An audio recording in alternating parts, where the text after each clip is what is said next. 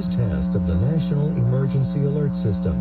This system was developed by broadcast and cable operators in voluntary cooperation with the Federal Emergency Management Agency, the Federal Communications Commission, and local authorities to keep you informed in the event of an emergency. If this had been an actual emergency, an official message would have followed the tone alert you heard at the start of this message. No action is required.